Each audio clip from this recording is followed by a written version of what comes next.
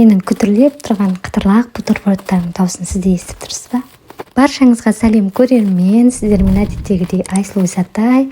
Сіздерді келіп жеткен Рамазан айымен құттықтаймын. Тұтқан оразаларыңыз қабыл болсын.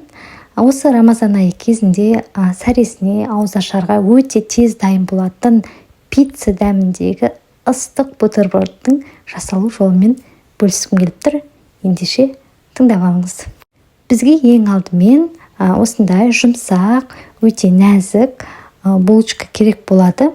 Бұл бутербродтардағы ең басты фишкасы осы жұмсақ, өте керемет булочка болып табылады. Бастысы тәтті емес, құрамында ешқандай қант қосылмаған булочканы таңдап алыңыз. Видеодағыдай жіңішке 2 бөлікке бөліп аламыз.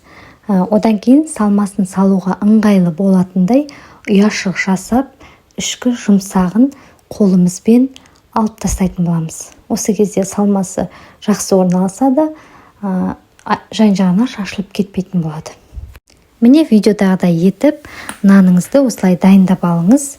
2 бөлігінде енді оның үстінен томат пастасын және майонезді жұқалап жағып шығамыз. Томат пастасын айналасына шығарудың қажеті жоқ, шеттеріне, өйткені томат күйіп қап-қара болып кететін болады. Сондықтан тек ішіне ғана жаққаныңыз дұрыс. Өте оңай, тез жасалатын бутерброд, әрине салмасын өз қалауыңызша үйдегі бар заттармен өзгерте берсеңіз болады. Мен осы майонез бен кетчуптың үстінен ысталған тауық етін жіңішкелеп турап орналастырып шықтым. Әрине бірінші ірімшік салдым, одан кейін осы тауық етін орналастырдым. Және соңғы бетіне тағы да қайтадан жұқалап ірімшікпен жауып шығасыз.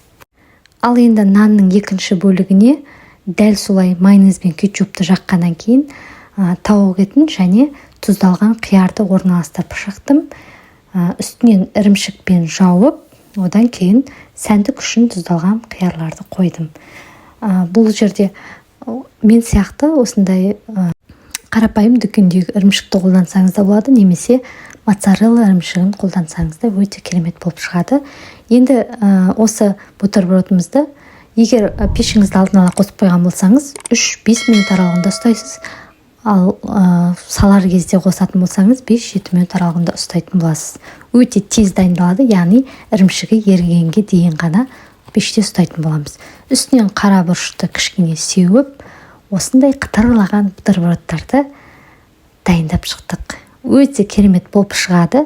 Әсіресе балаларға сөзсіз ұнайтын болады. Жеген кезде айналасы қытырлап, дәмі барлығы үйлесім тауып, тойымды керемет ыстық бутерброд болып шығады. Міндетті түрде дайындап көріңіз. Ешқандай пісіруді, тестімен айналысуды қажет етпейтін, өте жылдам дайын болатын ыстық бутербродтарымыз дайын. Видео ұнаған болса, міндетті түрде лайк басып, комментарий қалдыруды ұмытпаңыз. Және арнаға міндетті түрде тіркеліп, қоңырауша батырмасын басып қойыңыз. Сол кезде менің күнделікті шығып жатқан қарапайым, өте жылдам дайын болатын керемет рецепттерімді алғашқылардың бірі болып көріп отыратын боласыз. Бүгінгі күндеріңізге сәттілік тілеймін. Видеоның соңына дейін көріп бағалап кетуді ұмытпаңыз. Келесі видеоларда жолыққанша.